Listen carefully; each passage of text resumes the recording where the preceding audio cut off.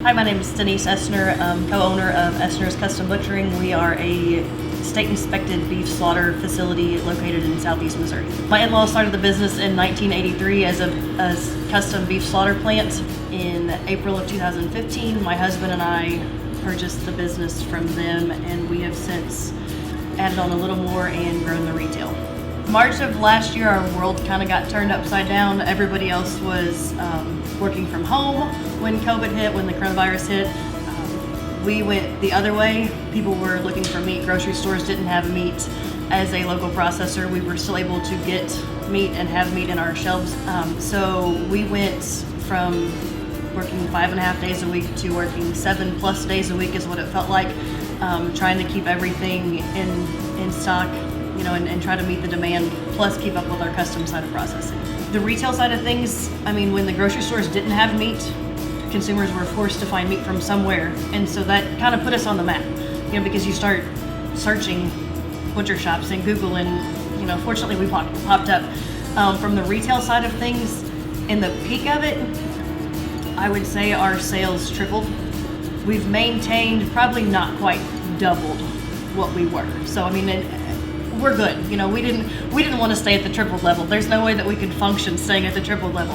From a custom side, we do 6 beef a week, and that's what he and I can manage production wise. So we went from being booked out 9 to 10 months to right now we are booking in August of 2022, and there's just a couple spots, and then we jumped to March of 2023. So we're a good 1.5 years, if not 2 years, booked out on the custom side of things. So that went crazy. And the state came out with a grant through the CARES Act, and we utilized that to go from a custom exempt plant to a state inspected plant. And with those funds, we were able to rearrange the layout of our process. And then we also remodeled our processing room to increase the flow or improve the flow so that the two of us can actually work a little more efficiently.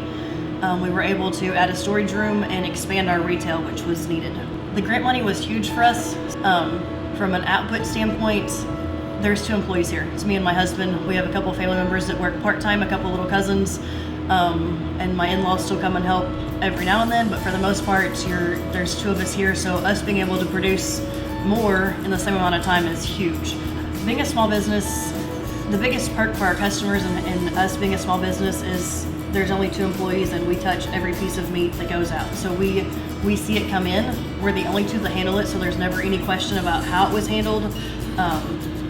We can always tell you the freshness. We know, like I said, we know where it came from. We know how it was handled. We see every aspect of it. So when the customer comes in, if they have a question, we can answer that question because we saw it. We're the ones that did it.